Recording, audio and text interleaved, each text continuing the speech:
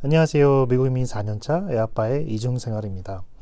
오늘은 제가 미국 회사에서 디자이너로 일을 하면서 여러 가지 난감했던 상황들과 또 그것을 어떻게 극복하고 있는지 말씀을 드려볼게요.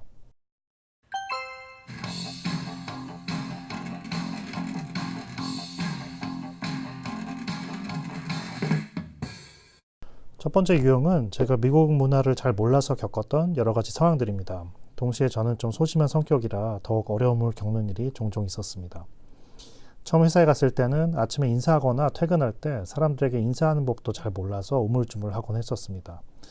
뭐 인사하는 거야 영어로 말하기가 어려운 건 아닌데 뭐 아침에 굿모닝 하고 뭐 저녁에 뭐 have a good night, have a good one 뭐 이렇게 하면 되는 건데 문제는 그 타이밍을 잘 모르겠더라고요.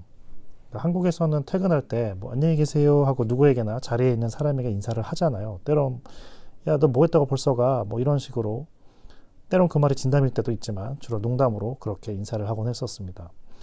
물론 여기서도 그렇게 자연스럽게 하면 되는 건데 왜 제가 소심해졌냐면 이런 경험이 있었습니다. 그러니까 한 번은 제가 조금 늦게까지 일을 하고 책상에 앉아서 모니터를 보고 있었는데 주변 사람들이 이제 슬슬 퇴근을 하는 겁니다. 제 자리는 나가는 문 근처에 있었고 한 디자이너가 자리에서 일어나 퇴근을 하면서 이제 주변 사람들에게 인사를 하면서 나가는 문 쪽으로 이제 걸어오고 있었습니다. 그리고 그 사람이 나에게 다가올수록 저는 이제 내심 속으로 이제 영어로 인사를 받아칠 준비를 하고 있었죠. 뭐 별것도 아니에요. 뭐 그 사람이 그냥 have a good night 하면 저는 그냥 you too 뭐 이렇게 얘기하려고 그 you too 두 단어를 마음속으로 되새기며 모니터를 보고 있었습니다. 최대한 자연스럽게 인사를 건네고 싶었던 거죠.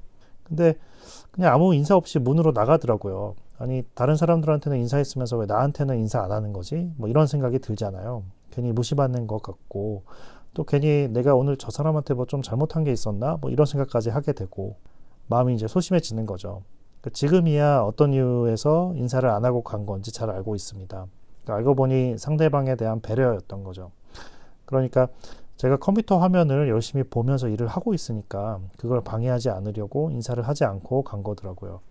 제가 이걸 파악하고 나서는 확인차 사람들이 퇴근할 때 어떻게 나가는지 유심히 관찰을 했었어요. 그러니까 다들 나갈 때 주변 데서 일을 하고 있으면 굳이 말 걸지 않고 조용히 나가더라고요. 또 아침에도 출근했을 때도 마찬가지였습니다. 그러니까 누군가 열심히 컴퓨터 화면을 보고 있으면 굳이 뭐 말을 걸지 않더라고요.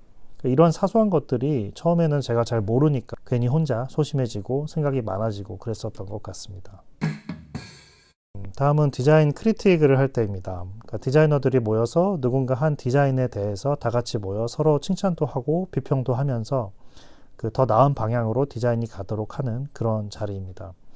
저는 한국에 있었을 때 첫 회사에서 이걸 많이 했었는데 그때는 디자인 크리틱이라고 하면 저는 좀 무서웠었어요.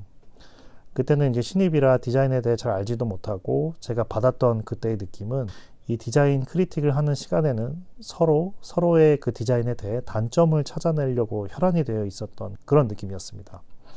그러니까 나는 네가 한 디자인의 단점을 찾아냄으로써 나는 너보다 더 훌륭한 디자이너다. 왜냐하면 넌 이게 좋다고 들고 나왔지만 내 눈에는 단점이 보이니 내가 이겼다. 뭐 이런 느낌을 받았었습니다.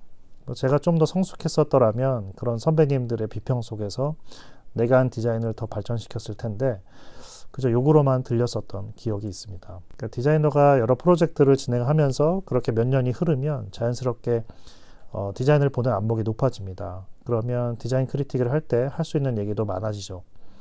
미국 회사에서도 이런 디자인 크리틱을 하는 자리가 많이 있습니다. 그럴 때마다 제 눈에는 뭔가 좀 개선할 방향이 보이는데 어떻게 이것을 얘기해야 할지 참 좀 난감하더라고요. 왜냐하면 제가 한국에서 경험했던 디자인 크리틱은 꽤 살벌할 정도로 막 아주 자존심을 상하게 할 정도로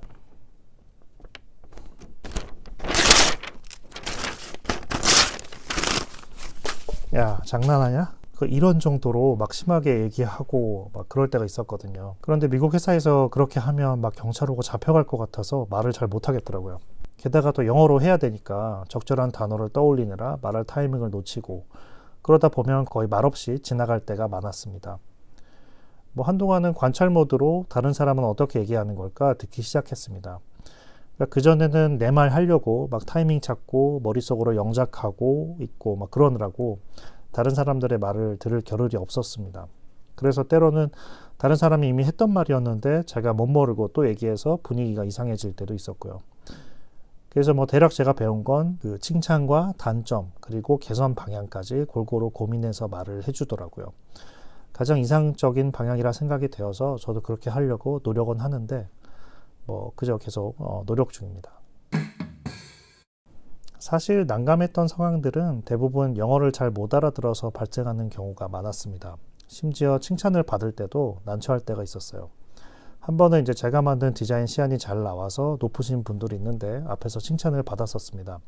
당연히 기분 좋은 일이죠. 아시겠지만 디자이너는 칭찬을 먹고 삽니다. 그런데 칭찬을 하다가 칭찬의 내용을 못 알아들은 겁니다. 그러니까 어떤 비유를 통해서 칭찬을 한 것 같은데 대충 뭐 분위기가 나 칭찬하는 거구나로 느껴지니까 그저 이제 웃었죠.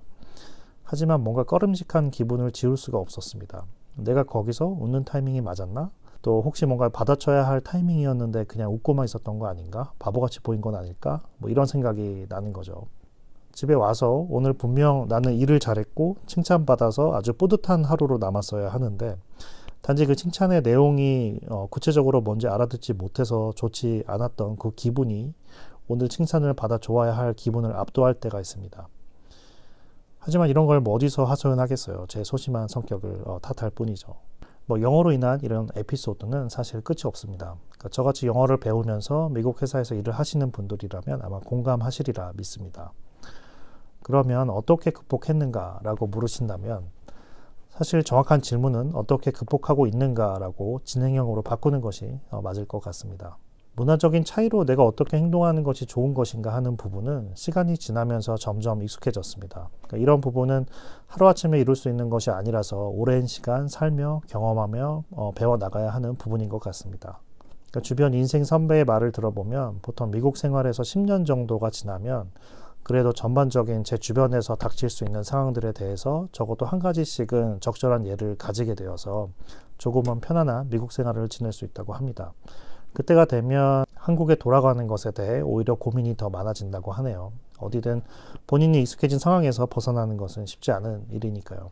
언어적인 부분에 있어서는 제 스스로 문제점을 좀 찾았었는데 내가 영어를 잘 못한다는 것을 스스로 숨기려고 했었던 것 같습니다. 영어를 잘하는 척, 다 알아들은 척, 그저 고개를 끄덕인다던가 그러다가 정작 내가 뭘 해야 하는지 파악하지 못한 채로 회의가 끝난다던가 이런 일들이 종종 있었습니다. 그러니까 스스로 나의 상황을 인정하는 것부터가 순서인 것 같습니다. 나의 부족함을 인정하고 모르면 다시 물어보고 때로는 뭐 녹음기를 가져와서 회의 내용을 녹음하고 집에 가서 몇 번이고 들어보고 이런저런 노력들이 필요했습니다.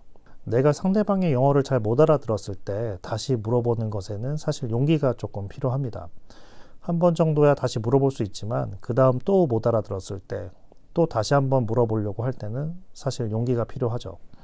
내가 다시 물어봤을 때 상대방이 혹시 귀찮아하거나 한심하게 보면 어떡하나 뭐 이런 걱정이 들죠. 그러니까 이 부분을 어떻게 좀 개선할 수 있을까? 내가 잘 모르겠을 때 한 번 더 물어볼 수 있는 그런 좀 더 편안한 관계를 만들 수 없을까 고민을 했습니다. 저는 이곳에서 디자이너로 일을 하고 있고 여기 있는 디자이너들보단 조금 더 경력이 높은 편이었습니다. 그래서 내가 잘할 수 있는 것에 집중을 했었던 것 같습니다.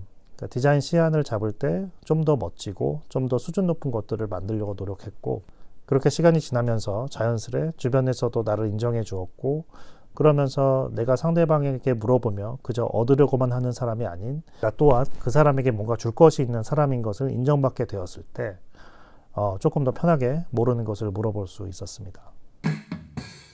오늘은 제가 일하고 있는 미국 회사에서 겪었던 조금은 난처한 상황들을 몇 가지 얘기해 보았습니다. 초반에 비하면 지금은 이런 난감한 순간들이 조금은 줄었지만 여전히 때로는 도전해야 하는 상황은 늘 따르는 것 같습니다. 그저 묵묵히 경험하고 실수하고 그러면서 조금씩 내공이 쌓이는 것 같습니다. 앞으로도 새로운 경험들이 쌓이게 되면 또 공유해 보도록 하겠습니다. 오늘 제 영상은 여기까지입니다. 시청해 주셔서 고맙습니다. 안녕히 계세요.